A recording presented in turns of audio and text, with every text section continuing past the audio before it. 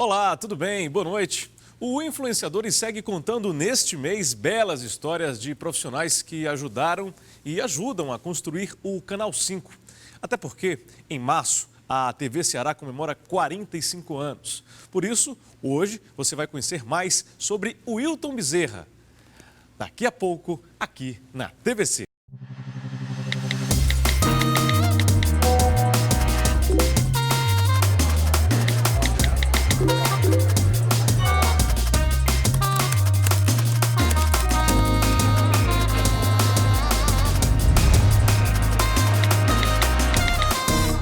Ele nasceu no distrito de Várzea da Conceição, na zona rural de Cedro, município do centro-sul do Ceará, bem perto da região do Cariri, onde o nosso convidado de hoje despertou para a comunicação.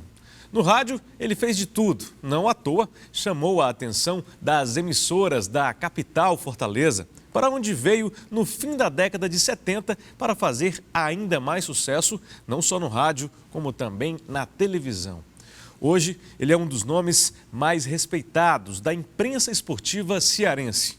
Aqui ao meu lado, José Wilton Bezerra, o nosso Wilton Bezerra, apresentador do Com a Bola Toda, programa aqui da TV Ceará. Tudo bem, Wilton? Seja bem-vindo ao Influenciadores. Tudo bem, prazer estar aqui com você. Isso se constitui numa honra, né? Falar a respeito dessa casa, falar a respeito da profissão que a gente gosta, que a gente escolheu, mesmo compreendendo que uma caminhada é muito difícil, mas quando se faz a coisa com vontade, com amor, acaba dando certo. E foi isso que a gente tem procurado fazer. E eu tenho certeza que você fez isso com muito afinco. Agora, se eu te pedisse para definir o que é o rádio em uma palavra, que palavra você usaria? Para mim, o rádio é tudo. Eu acho que sem o rádio, eu estaria certamente numa lista do Cine, atrás de emprego. Pode ter certeza disso. O rádio é que me salvou. E o rádio é que salvou muita gente, né? Essas pessoas que tinham fascínio pelo rádio, que tinham vocação, num tempo em que as oportunidades eram diminutas em todos os campos de trabalho, em que a visão de mundo era totalmente diferente. E a gente vindo assim de uma família pobre, né? Porque meu pai era conferente da Rede Viação Cearense, a extinta, RVC. Isso, a extinta RVC. Que virou Refesa. Isso. Né? Que era estrada de ferro de Baturité. E foi até o Crato, né? Ia de Baturité ao Crato. Foi até Fortaleza, Baturité, e depois até o Crato, fim da linha. E tinha lá o fim da linha depois da estação. Então, meu pai, com 10 filhos para criar, não é? E realmente, para dar aquelas condições de estudo, todo aquele amparo necessário, foi uma tarefa muito difícil. E cada um foi se virando na vida, procurando fazer o que podia ser feito. Eu tinha uma inclinação pelo rádio, uma inclinação que veio do primeiro contato, né? O rádio, o instrumento do rádio, Copa de 1958. Então, peraí, esse teu primeiro contato não foi, na verdade, no Cedro, no município do Cedro, então? Não, em Cedro não teve isso, em Patos da Paraíba não teve isso. Você sai do Cedro para a Paraíba, né? Por qual motivo? Depois de algumas estações menores da Refes ou da EVC. Porque meu pai, funcionário da Estrada de Ferro, como se chamava, era Estrada de Ferro, emprego federal, né? Vantagem danada. Então ele era transferido. Constantemente era transferido. Para Iguatu, para Crato, terminamos em Juazeiro, passamos pela Paraíba, Arrojado, enfim, a gente ia no comboio, né? Para onde ele era transferido, carregava a família. Então, com muita sorte, em 1957, meu pai foi transferido de Patos, na Paraíba, para a cidade do Crato. Eu digo que foi minha sorte porque chegar ao Cariri naquela época era realmente um lance de sorte, porque estava ali uma cidade que era modelo, o Crato, era o município modelo do Cariri.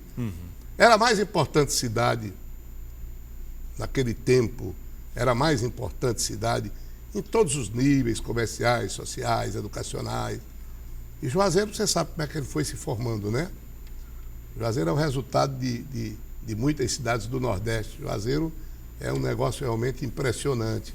E foi crescendo com a sua, digamos assim, vocação para o comércio, Sim. em função da religiosidade. Sem dúvida. O Juazeiro cresceu, deu um salto espetacular. Mas o fato é que o Crato, Barbalha e o Juazeiro estão no Cariri e eu julgo que foi essa a minha sorte. Porque naquela época você tinha só 2 janelas para o mundo, que era o rádio e o cinema. O rádio e o cinema. Porque as publicações, as revistas, revista do esporte, que eu li muito, Gazeta, chegavam com 6 meses de atraso. 6 meses. A não ser que fosse pelo trem, que o Bodinho, da banca do Bodinho, ele vinha comercializando revista. E eu, inclusive, fui vendedor das revistas do Bodinho. Eu, como menino, recebia 60 revistas. Se eu vendesse tudo bem, tirava o meu lucro, devolvia o resto para ele e tal. Eu até falei isso com o Bodinho uma vez e ele não acreditou. Eu digo, você se lembra que eu ia pela madrugada, que eu morava perto da estação, meu pai trabalhava, e eu ia pegar de madrugada as revistas. Essas eram da semana, revista do esporte.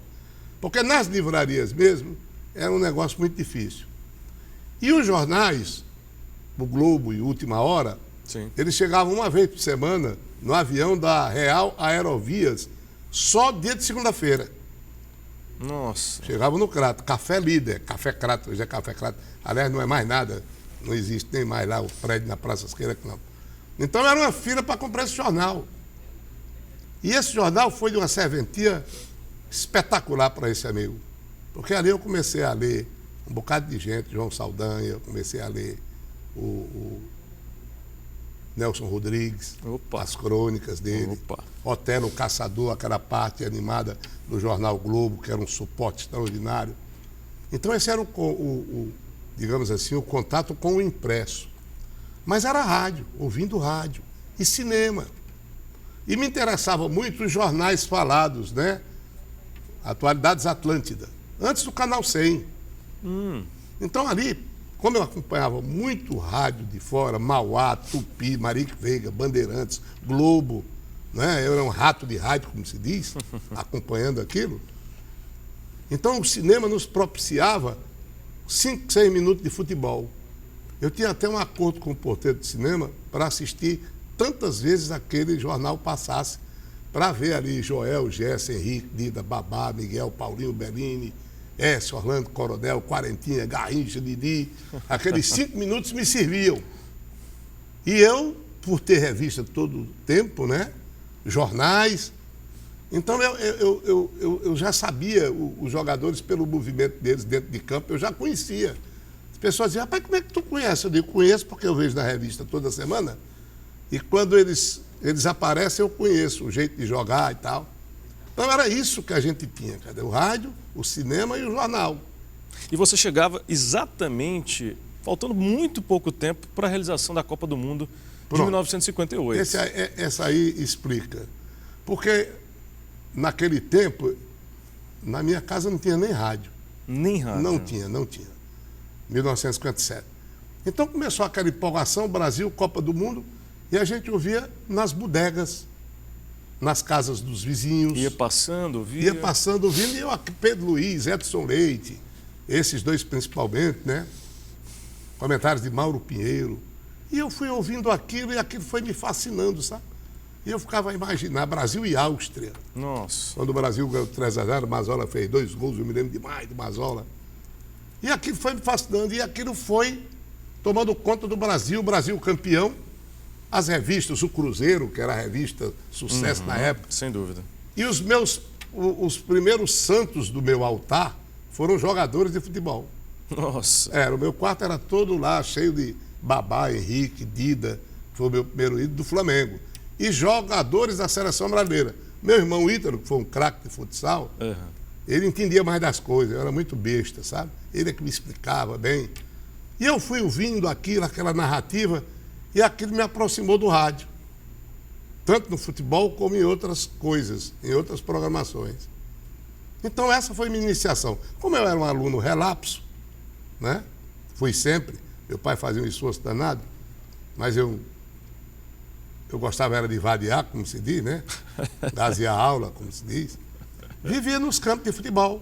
Não é que eu fosse bom jogador, Mas eu gostava do ambiente esportivo, sabe? Mas você jogava? Jogava não, eu quebrava um galho juvenil do Esporte do Crato. Eu era muito franzino, muita Em raquítico. que posição você jogava, Wilton? Rapaz, eu jogava pela ponta esquerda, que é a posição onde é mais fácil de você ser substituído. Já que está na ponta esquerda bem aberta, saia, né? Joguei futebol de salão e tudo, mas amadoristicamente. Meu irmão foi craque. Então, começou aí. Tinha no Crato uma amplificadora caratense. Amplificadora é aquele serviço de propaganda que você distribui aquelas bocas de aço, aqueles alto-falantes, em vários bairros da cidade. Mesmo o Crato tendo a Rádio Araripe, depois a Rádio Educadora, existia esse serviço de propaganda. E tinha a amplificadora Cariri também. Eram 2 serviços. Ou seja, não era rádio. Não, era rádio não. Era um sistema interligado de caixas espalhados pela cidade. E eu comecei a trabalhar ali, como operador, menino, 12 anos de idade. Como é que você chegou até a amplificadora? Porque eu tinha um amigo chamado Evandro Bezerra, que é meu dileto amigo e irmão, e ele me levou para lá. Eu gostava de futebol, do Flamengo, amigo do meu irmão, e ele me levou para lá e depois para a Rádio Educadora, como sonoplasta, ou controlista, como operador, que se diz hoje em dia.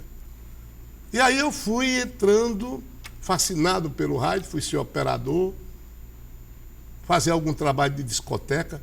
O fato é que isso foi do Crato, na amplificadora cratense, 62 por aí. Isso, 12, 13 anos. Isso, exatamente. Como é que a tua família recebeu essa notícia? Ah, eu vou trabalhar numa amplificadora. Como é que teus pais receberam essa notícia? Não havia nenhuma objeção, não. Minha mãe, de jeito nenhum, sabe?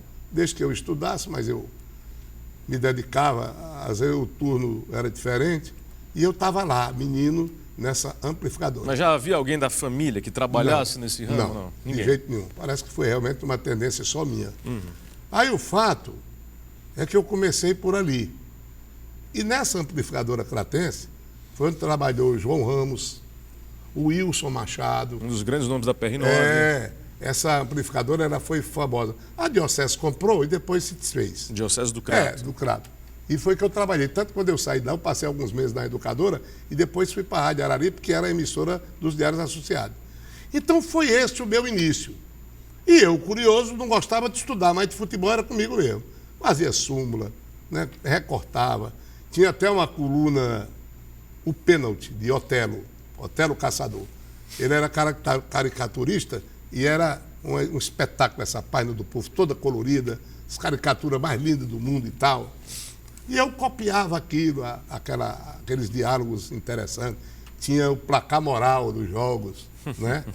Placar moral, como devia ter sido. E ele era torcedor do Flamengo. E eu fui lendo, às vezes escrevia aquilo para o rádio e tal. Tinha um programa chamado Risobol, de um amigo meu, que a gente chamava Pedro Antônio Pelé. E ele me pedia colaboração e eu fazia alguns quadros, escrevia precariamente algumas coisas relacionadas aos jogadores do Crato.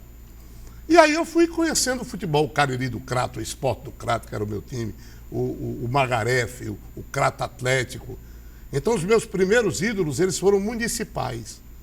O meu primeiro ídolo foi Anduá, um artilheiro do Crato, feioso, grandão, grande jogador. E tempo de grandes craques do Crato.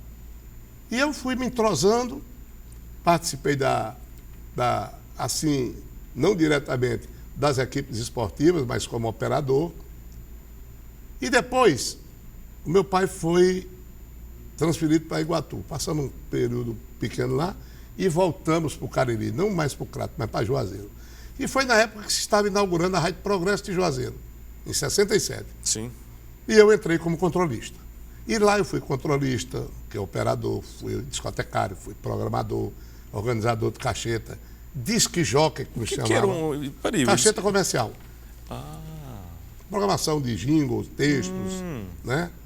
E depois eu fui discotecário, fui programador e fui disque jockey, que é o comunicador hoje. Que hoje a gente chama de DJ, né? DJ, sei lá, um bocado de coisa aí. E depois disso, a gente vai fazendo tudo até que se organizou uma equipe esportiva na rádio. 2 amigos meus, o Edson Amorim e Afonso, estavam treinando numa sala vizinha e eu ouvi a conversa para um torneio de futebol de salão que eles iam cobrir pela Rádio Progresso de Juazeiro. Isso é em 67. E eu entrei lá e digo, pode me escalar que eu sou melhor do que vocês. Dizendo até assim, né? O fato é que essa transmissão foi histórica, O Afonso me ajudou muito, o Damião Gomes, Afonso era irmão dele.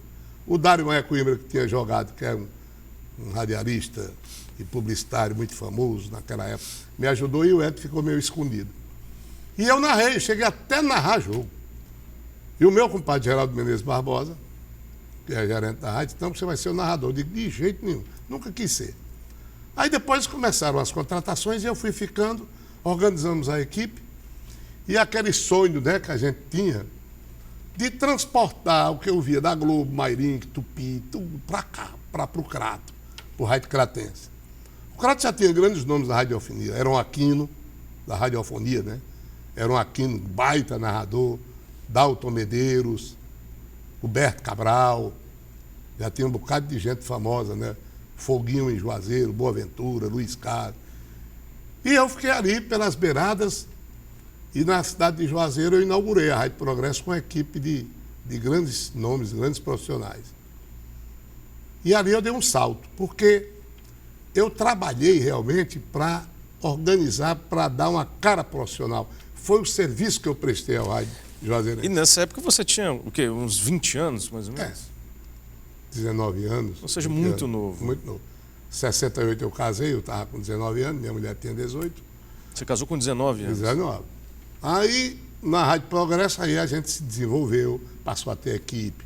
Eu passei a influir na contratação de grande nome, porque eu raciocinava o seguinte, eu vou fazer tudo para dar certo, porque se der certo, eu é que vou sair lucrando. Não deu outra. Porque quando o rádio melhorou as condições financeiras, nós fizemos grandes transmissões interestaduais, depois de cobrir intermunicipal e tal. Eu fui responsável pelo retorno de Francisco Silva Foguinho, fiz a rádio contratar Luiz Carlos, que era outro de renome, Carlos Alencar, o próprio Heron Aquino, Hamilton Lima, que era um do Crato. E eu fiquei fazendo aquele meio campo entre, né, a equipe e os diretores, né? E eu acho que aí foi a minha grande contribuição. Quando eu recebi o título de cidadão juazeirense, eu disse, olha, a única coisa pela qual eu mereço essa distinção é essa ajuda que eu dei, né, ao rádio. Esse impulso que eu dei no rádio. E eu diria até inconscientemente. Por quê? Porque ninguém tinha ideia do que é que estava fazendo. A gente sonhava. Porque a gente, quando é novo, quer mudar o mundo. Mas sem a menor condição, sem o menor instrumento. Mas o fato é que deu certo. Que nós passamos a ter repórteres de campo, cobrindo clubes, a Liga Desportiva Juazeirense, transmissões, né? Aí veio o advento do Romeirão, aí foi uma explosão. Quando chegou o Romeirão chegou, nós já estávamos prontos. E nós fomos a maior audiência esportiva que o Cariri já teve. Foguinho narrando, eu comentando, depois teve o Luiz Carlos Casalecá, João Ezo e José Cunha na pista. Entendeu? Era uma equipe espetacular. E aí eu chamei a atenção por causa disso, né? Porque a Rádio Progresso era uma rádio nova, e sempre que as emissoras daqui transmitiam de Juazeiro, me pediam comentários, né? Dentro das resenhas. Aí eu passei a receber convites das emissoras daqui. Convites das emissoras de Fortaleza. Isso você vai segurar um pouquinho, vai falar no próximo bloco. Não sai daí, a gente segue com Wilton Bezerra no Influenciadores de hoje. A gente volta já.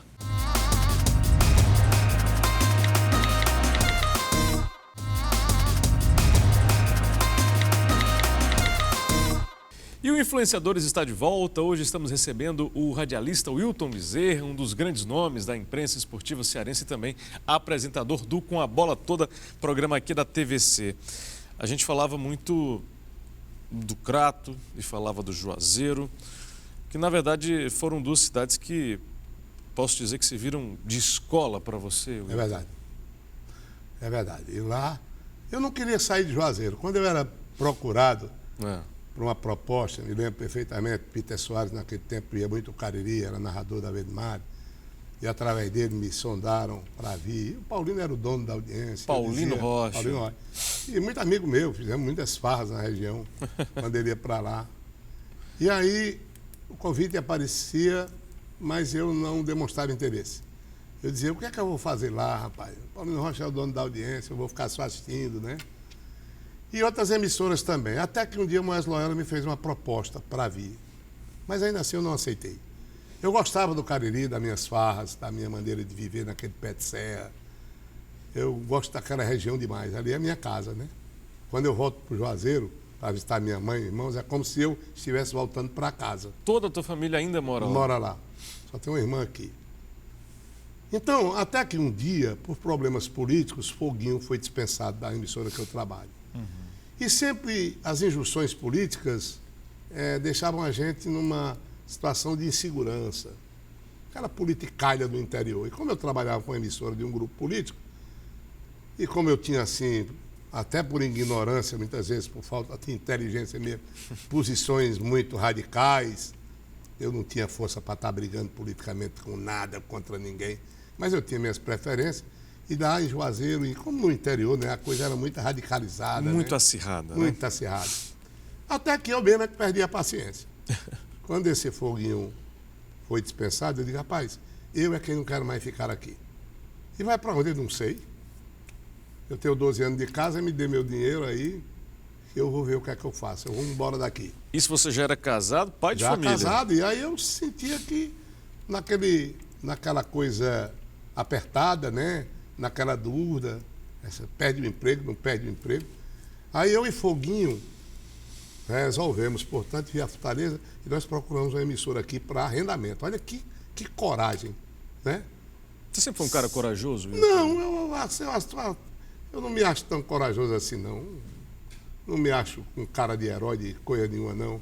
Hoje em dia a gente tem muito medo. Tem medo velho, né, com o fim da vida, com a dificuldade do fim da vida. Tem medo jovem, que tem medo de fracassar. Todos nós somos meio medrosos. Então, o que eu quero dizer é o seguinte. Então, em função desse problema, nós resolvemos vir aqui. E procuramos uma emissora. E essa emissora disse, não quero mais esporte aqui, porque passou por aqui um arrendatário e criou muito problema, não quero mais. Aí eu digo, e agora, Foguinho, grande narrador, morreu há 3 anos. Aí eu digo, rapaz, vamos para o Piauí. Piauí? Vamos para Teresina, que o rádio de lá era bom, eu ouvia pela onda curta. E o rádio está em todos os lugares, né? Hein? O rádio está em todos os lugares. Pois é. E como eu tinha tido uma proposta de Moés Loyola para vir para a Rádio Irapuru, eu estava deixa eu ver se eu me lembro do restaurante. Estava no restaurante com o Foguinho, e o Lido, na praia de Iracema. E Moés passou e me viu e disse, Moés Loyola, né? Foi deputado, prefeito de Campos Sales. O que é que está fazendo aqui? Eu digo, não, rapaz, eu estou indo para o Piauí. Piauí fazer o quê? Aí eu contei, eu digo, olha, aconteceu um problema lá e nós saímos da emissora e já estávamos para ir pegar as passagens na rodoviária. Vai fazer o quê lá? Não, nós vamos ver se a gente arranja uma rádio lá e tal. Conversa essa, rapaz. Aquela proposta que eu lhe fiz está de pé. Aí eu falei para o Foguinho, eu digo, deixa que Foguinho vá comigo. Aí tudo ficou acertado para os dois. Depois não deu certo, mas aí eu aceitei. Em 79, em janeiro de 79, há 40 anos. Exatamente há 40 anos. Há 40 anos. Aí eu aceitei a proposta e vim para a Rádio Irapuru, que tinha Moésio, né, uma equipe nova, que tinha Carlos Fred, Messias Alencar, Cid Carvalho, que era o titular. O Cid, a princípio, não gostou muito, né, porque ele era o titular e tal, mas depois se mostrou uma figura generosa, extraordinária. Gosto muito dele, ainda sou seu amigo. Foi responsável até na minha ida para a Rádio Cidade, quando eu arrendei uma equipe lá. E a gente vai falar sobre isso. Pronto. Aí eu cheguei aqui, em 79, fiz meu batismo internacional numa Copa América. Agora, antes de você falar desse batismo, a gente vai falar mais sobre esse batismo. Está fazendo, então, agora em 2019, 40 anos... De capital cearense. De capital cearense. Passa um filme na tua cabeça, Wilton? Passa muita coisa. Passa muita coisa, mas é interessante. Quando a gente é jovem, aguenta tudo. Às vezes a gente diz, rapaz, como é que eu suportei isso, essa caminhada, essas incertezas, com família. E a gente topou a parada e parece que não tinha bicho na frente, não. Topou a parada significa dizer que foi fácil aceitar esse convite para vir para cá? Não. Quer dizer, no duro, as circunstâncias é que fizeram com que eu aceitasse, né? Porque aí eu tinha rompido lá, eu tinha deixado o emprego. Né? Então eu fui obrigado. Existia necessidade? Claro, tinha que trabalhar, tinha que arranjar um lugar para comentar futebol. E aí eu acabei vindo para cá e foi realmente um grande negócio, um grande lance. Porque tem a questão da família. Eu sempre digo aos meus amigos de Juazeiro, que se Juazeiro tivesse faculdades como tem hoje, tudo que Juazeiro tem hoje, Juazeiro só falta uma praia boa, entendeu? Mas eu talvez não estivesse aqui, eu tivesse ficado por lá. Porque naquele tempo você, para educar um filho, para formar um filho, coisas desse tipo, tinha que mandar para a capital. Eu me lembro da única faculdade que tinha em Juazeiro, era a Faculdade de Engenharia Operacional e as faculdades do Crato, né? Que era filosofia, direito, essas coisas todas. Mas tinha que sair, né? Para formar filho e tal. E é difícil para uma família pobre. Você fala de faculdade, você pensou alguma vez na tua vida em fazer outra coisa da tua vida? Não, porque eu não tive como. A gente é meio irresponsável e besta quando é novo, né? Por quê? Porque a gente, por exemplo, casar com 19 anos, sem ter um emprego realmente para valer, sendo operador de rádio, viver de dinheiro de rádio, não é fácil não, rapaz. É coisa impensada que a gente faz. Vai tocando a vida, vai casando, acumulando as responsabilidades, né? E depois, quando isso aconteceu, eu ainda tentava segurar, né, uma situação de estudante. Segunda série ginasial eu parei. Sou autodidata, quer dizer, ignorante por conta própria, como disse Mário Quintana. Que é isso? Né? Aí eu digo, olha, sabe de uma coisa? Eu vou trabalhar em rádio, vou vender anúncio e vou me criar, ou criar meus filhos com isso aqui. E fiz isso. E aí eu me dediquei, eu sempre fui muito curioso, eu sempre gostei de ler sobre tudo. Muita gente pensa que eu sou intelectual. Eu sou intelectual coisa nenhuma. Porque disse, tem um pensador aí, eu acho que é Shakespeare, né? Não será suficientemente preparado aquele que não passar pela faculdade da vida, né? A universidade da vida, né? E você passou. Mas aí eu fui aprendendo. Porque comentar futebol é o que eu digo. Comentar futebol, né? Você tem que desenvolver seu intelecto. Você não tem que conhecer só futebol, você tem que conhecer outras coisas, ler, ter uma visão geral das coisas. Eu digo que eu sou um sujeito que sustenta 3 minutos de conversa sobre qualquer assunto. Eu acho que a minha definição é essa, sustento 3 minutos de conversa em qualquer assunto. Eu acho que isso é curiosidade, sabe? E eu acho que isso me valeu muito. Porque tem, inclusive, um detalhe. Eu escrevo sobre várias coisas na minha página, no meu canal e tal. O que é que acontece? Quando eu falo sobre política e outra coisa, me estigmatizam, dizendo que eu não devo fazer isso. Eles acham que o comentarista é uma figura estereotipada que só sabe futebol, que não sabe mais nada, quer dizer, uma ideia errada. Que o rádio também contribuiu para isso, com a má formação, né, de determinados setores e tal. Então, sempre achei importante ter uma visão geral do mundo, saber o que é que está acontecendo, porque eu tenho uma ideia de futebol diferente. Eu acho que o futebol não é só um jogo. O futebol, ele fala sobre a condição humana mais do que você possa imaginar. O futebol, ele de exercício físico passou a ser um teatro social. O futebol, ele metaforiza a vida. Ninguém fala melhor sobre a condição humana do que o futebol. O futebol desvenda até caráter. Você sabe se o sujeito é altruísta ou individualista no futebol. O futebol tem muitos exemplos, é uma metáfora da vida, como eu digo. Se parecem. As coisas do futebol são parecidas com as coisas da vida, as derrotas, as vitórias, as alegrias, as tristezas. Tudo que você passa no futebol, você passa também na vida. Tudo que você encontra no futebol, você sai topando com essas coisas na vida também. Então, eu sempre achei que a gente devia comentar futebol e essas tiradas filosóficas não é para enfeitar, não. É só para dar um sentido à coisa realmente como ela é. Então, o que é que acontece? Muita gente acha que não, faz ali uma observação do joguinho. Agora inventaram essa história de contar tudo, escanteio, qual é o melhor clima, pelo lado esquerdo, pelo lado direito, jogo noturno, diurno, quanto chute para fora, para cima. Querem tornar o futebol ciência exata. Eu acho isso uma besteira muito grande. Eu não vejo futebol desse jeito. Eu sempre disse, quando acontecer esse negócio de fazer esse balanço e tudo, eu disse que isso é uma besteira monumental. Até admiro a comentaristas que são chatos. Porque comentar futebol é uma coisa assim meio poética, né? É como um poeta doido que vai falando, sem preocupações com o aparato da rima. Mais ou menos assim. Aí eu vejo o cara faz um comentário detalhando quantos segundos o cara passou na esquerda, na direita, fulano fez isso. Ninguém quer ouvir isso não, rapaz.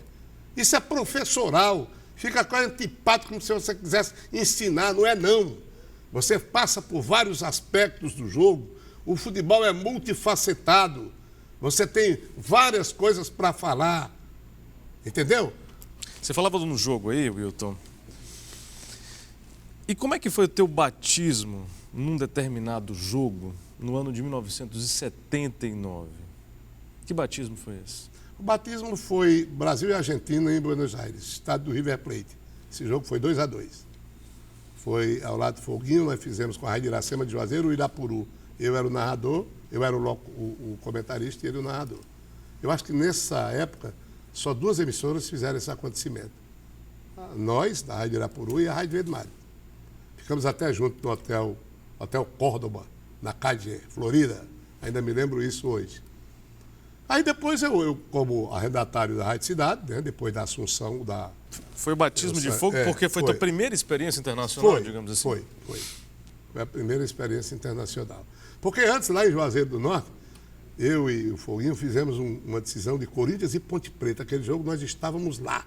Depois que o Corinthians teve 20 anos sem ganhar, mais de 20 anos, lembra? Sim. Nós cismamos de fazer e fizemos uma transmissão histórica.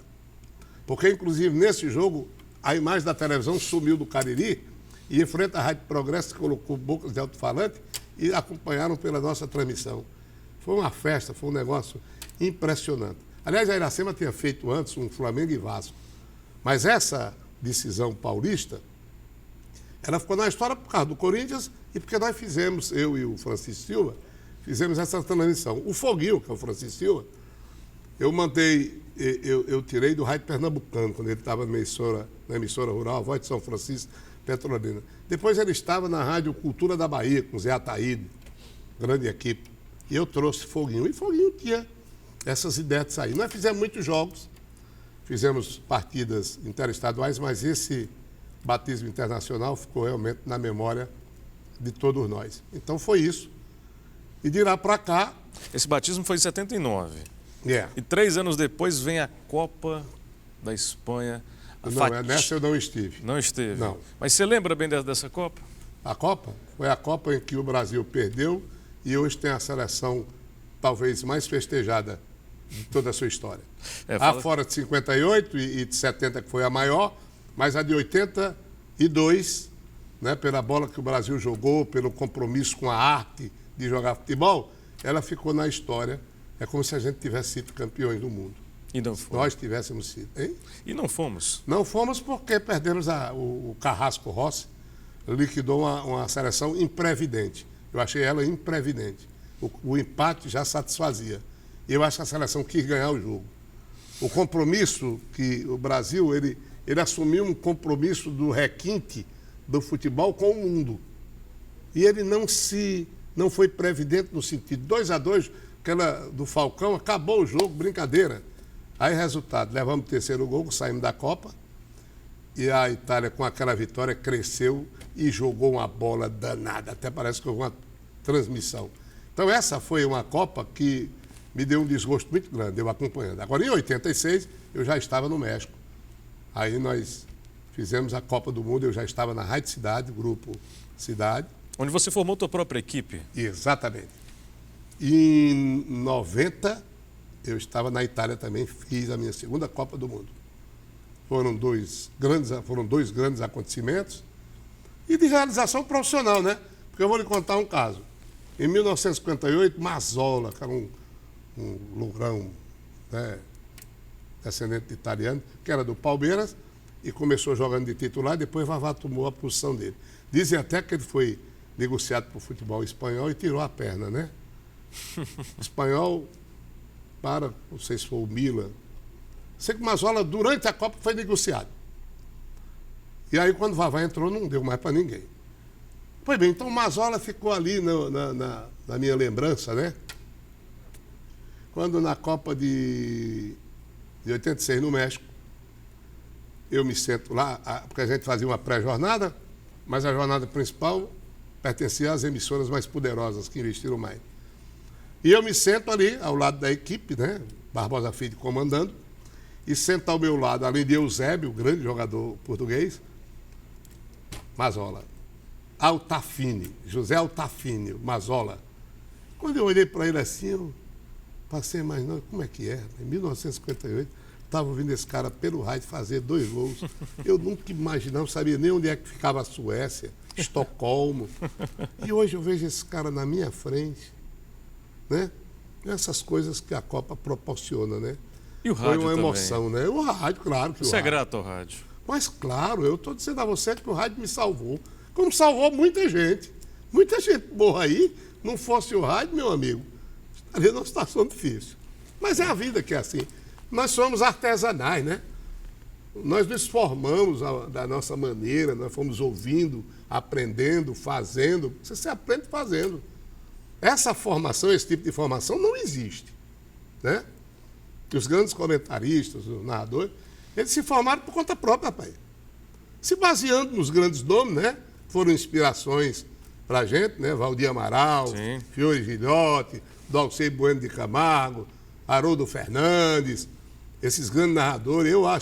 Eu sempre fui admirador do Rui Porto, da Globo, grande comentarista. Eu achava ele muito didático, muito bom. E aqui o Paulino Rocha, né? Paulino era um tipo interessante. Paulino muito inteligente, aquela voz rouca e aquela forma impositiva de dizer as coisas. E tudo aquilo vai servindo, porque a gente, quando é novo, imita outras personalidades e tem encontrado a gente, né? E você encontrou a tua? Eu acho que sim, porque eu sou o que eu digo. Eu sempre achei o seguinte, o que eu tenho que ser aqui é verdadeiro. Eu tenho que dizer aqui, saindo mais do coração do que da cabeça. Não é o que eu vejo, o jogo é esse e tal, o treinador pode achar outra coisa. Mas a minha opinião é outra, é muito particular. Eu digo sempre aos meus amigos. Digo, olha, chegue lá e diga o que você sente, o que você vê. Não vá atrás de método, não vá atrás de porque fulano disse isso e aquilo. A sua verdade é que não importa. Vá lá e dê o seu recado. Porque dessa forma você vai aprender. E é sobre verdade que a gente vai falar mais no terceiro bloco. Com ele, o artesão, digamos assim, do rádio. Wilton Bezerra está com a gente hoje aqui no Influenciadores. Não sai daí, a gente volta já.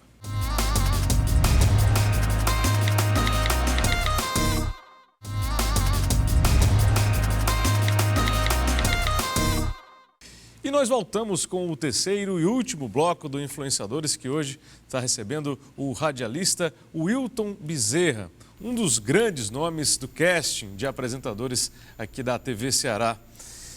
Em 2017 você completou 50 anos de jornalismo esportivo. Exatamente. Aliás, foi mais. Porque em 1967 eu tive a carteira assinada pela Rádio Progresso. Sim. Mas antes, na Educadora Cartense, Sim, na Educadora, sim, na Araripe, sim. eu fui operador. Então não estou nem contando isso aí não, porque dá mais. Mas eu vou oficialmente, né? A data é essa aí. 1967 para cá, são 50 anos de caminhada difícil, enfrentando muitos desafios. É, um pouco mais de 50 anos de dedicação ao rádio, Wilton, mas também à televisão. E aí eu te pergunto, em que momento você, digamos, debutou na TV?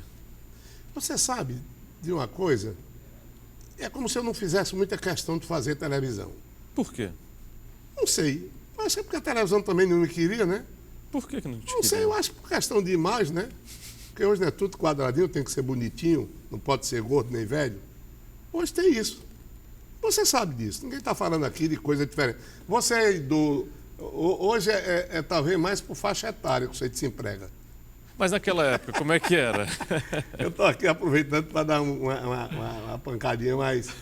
Não, o fato é que eu vim trabalhar em rádio. Então, meu negócio era rádio. Rádio, rigorosamente rádio. A emissora que... Aí depois, você sabe que a Irapuru era também televisão. Uhum. E aí Moésio criou um programa dia de domingo, conversa de arquibancada. Levava alguns torcedores, Sim. eu, Carlos Fred e ele, nós comentávamos. Essa foi a primeira incursão na televisão.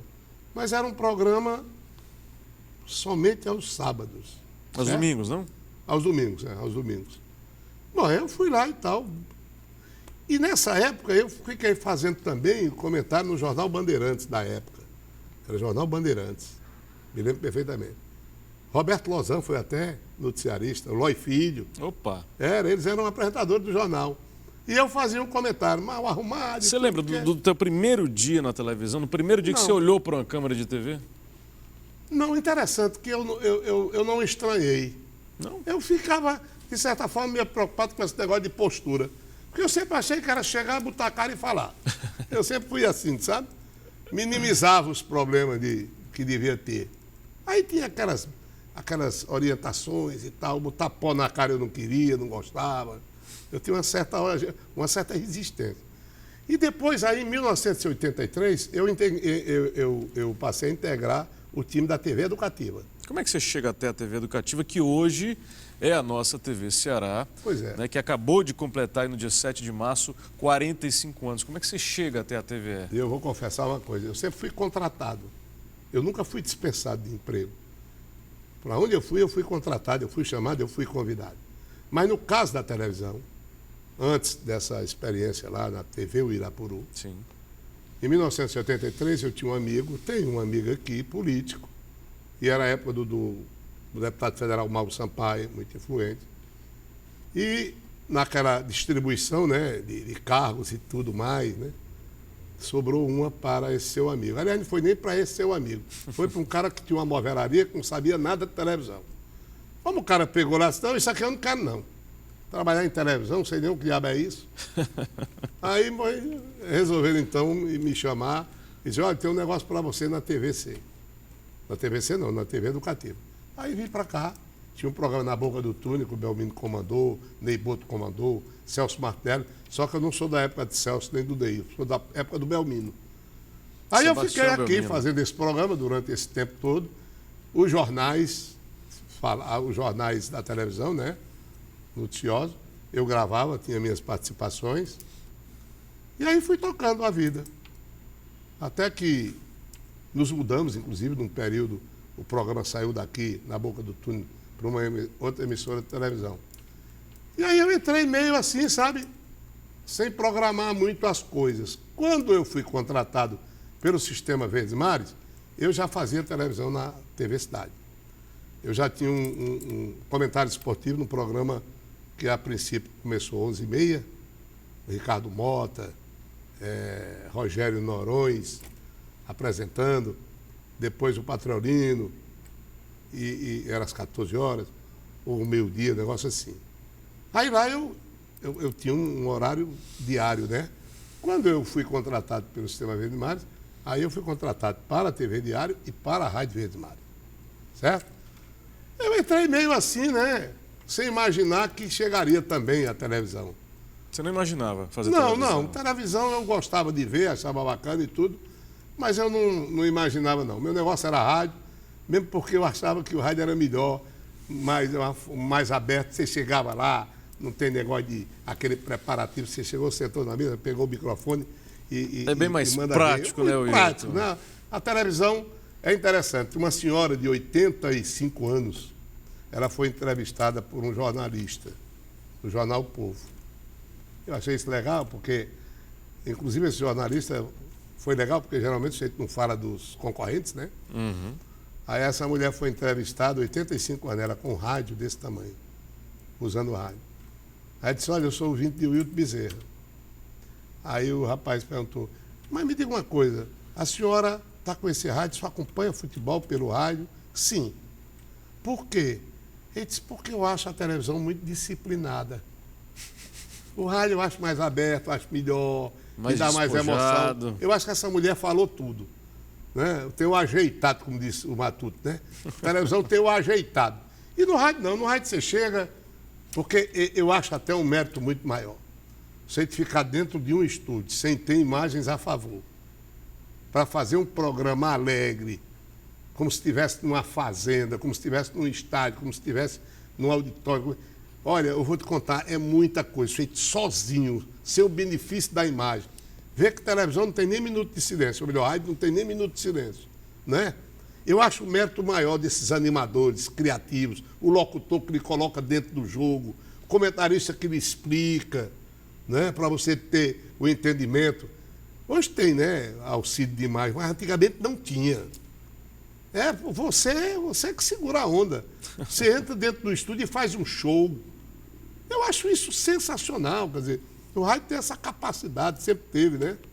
Então eu sempre achei muito mais vantagem. Ali não tem no que se apoiar, não. Ali é você, é a voz, é o seu recado. A televisão tem todo um apoio de imagem, de tudo, né? Todo penduricalhos e tal. Então eu acho o rádio, os animadores, eu acho que eles foram geniais. Mesmo porque, como eu sempre digo, o rádio é o pai e a mãe da televisão. Televisão, que surgiu em 1951, Assis Chateaubriand trouxe para o Brasil, o pessoal do rádio é que fez a televisão. Sem dúvida. Né? Sem dúvida nenhuma. Então, eu acho que o rádio é o quente. Você falava em segurar a onda, mas você segura com a bola toda, todas as segundas, as noites de segunda, aqui na TV Ceará. Como é que esse programa entra na tua vida? Esse programa eu participei quando era Boca do Túnel. Na Boca do Túnel com o Belmino. Né? Aí depois, com as mudanças, esse programa passou a ter outros nomes, né? E outros apresentadores. Sim. Nós tivemos apresentadora, apresentadores. E, ultimamente, nós tínhamos o Sérgio Ponto por último. E o nosso Arthur Ferraz, Sim. que quando o programa voltou, né, ele era o apresentador, deixou. O Sérgio também deixou, por razões que a gente já conhece. E, de repente, eu me vi obrigado a fazer o programa. Mas de forma diferente, porque o programa é uma conversa. O programa não é aquela coisa pré-estabelecida, bonitinha. Não tem engessamento. Eu boto Lula Pereira e o Sérgio, que foram jogadores e técnicos para falar. Serginho Redes. 2 radialistas, né, que é o... Antes nós tivemos outros grandes nomes, grandes figuras, o Nodi e o J. Lacerda. Já tivemos nessa passagem vários nomes conhecidos da crônica. E aí eu bato um papo com eles, eu converso com eles, faço aquelas manchetes depois, aí boto o assunto na mesa e caí meio sem querer, né? Fui obrigado, para não deixar o programa, digamos, acabar. Você sabe da história que realmente as dificuldades acontecem, você não tem, assim, um apoio logístico, por uma série de razões, não adianta a gente discutir aqui. E eu acho que dá para fazer e tenho percebido que eu tenho a ver com o programa. A empatia está nisso. Né? Porque nós fazemos é conversar, realmente. Futebol é uma turma que se reúne toda segunda-feira para falar de futebol. É a turma da esquina, né? Que a gente vê por todos os lugares. É isso aí. Wilton, a gente falou de rádio, falou de televisão, e a gente também precisa falar de internet. Porque você me parece ser um empreendedor dentro da comunicação. Em novembro do ano passado, você lançou o teu canal no YouTube, verdade? É verdade. Olha, o problema é o seguinte, eu acho a internet, eu vi uma entrevista do Armando Nogueira, inclusive eu entrevistei Armando Nogueira aqui nesse canal. Estou atrás desse programa, Luiz Sérgio Santos, eu, Medina, Arley Medina.